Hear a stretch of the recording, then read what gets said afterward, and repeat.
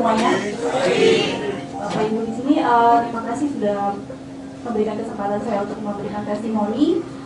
Saya perkenalkan dulu diri saya, nama saya Helena. Saya sehari-hari bekerja sebagai dokter. Saya mungkin menceritakan kenapa latar belakang saya mau gabung di bisnis ini. Jadi selama saya menjalankan pekerjaan saya sebagai dokter, saya melihat beberapa teman-teman sejawat saya kok gini ya jadi dokter, idealisme mereka tuh berkurang gitu. Jadi yang harusnya kalau Bapak Ibu mungkin suka dengar komplain-komplain di media ya tentang rumah sakit ini, apa malpraktek lah segala macam. Ternyata ujung-ujungnya itu adalah sebenarnya faktor ekonomi. Ya saya punya impian, satu impian saya ingin menjadi seorang dokter yang bisa memberikan pelayanan yang terbaik kepada masyarakat tanpa memikirkan faktor ekonomi. Jadi saya berpikir gimana ya caranya.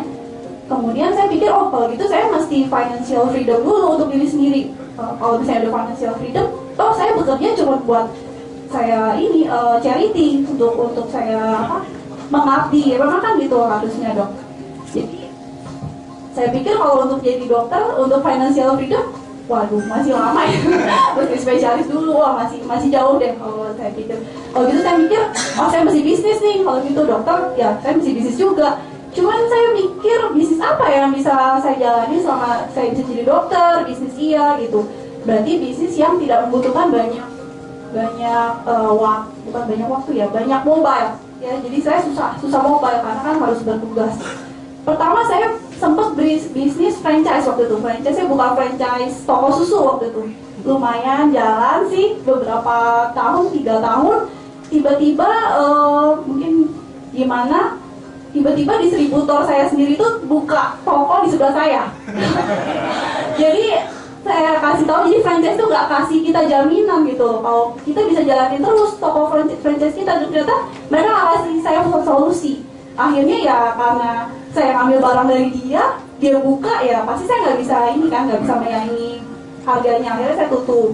Kemudian saya sempat juga buka kantin waktu itu, join sama temen.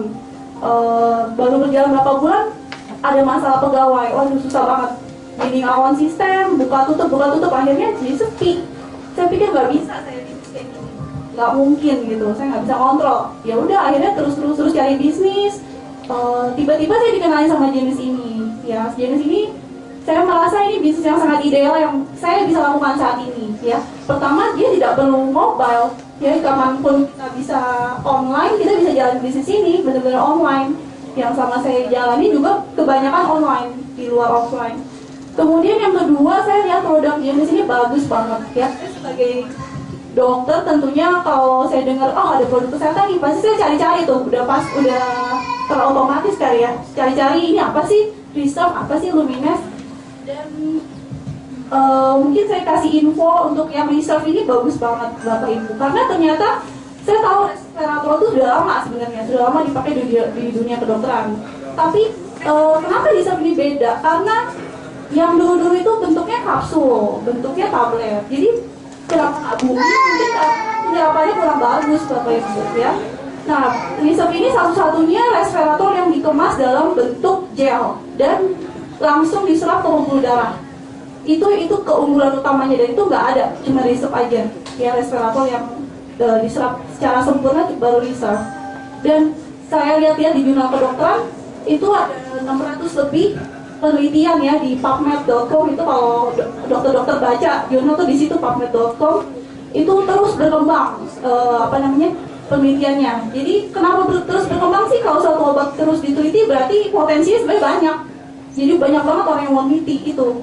Saya lihat bagus ini obatnya gitu. Kenapa enggak gitu. Yang kedua, yang ketiga, saya yakin bisnis ini bisa mencapai impian saya tadi. Yang utama tadi financial freedom, yang tujuannya nanti saya sebagai dokter bakal terus menerus kerjanya ya hanya mengabdi aja. Itu benar-benar tidak bisa diungkapkan lah kebahagiaannya.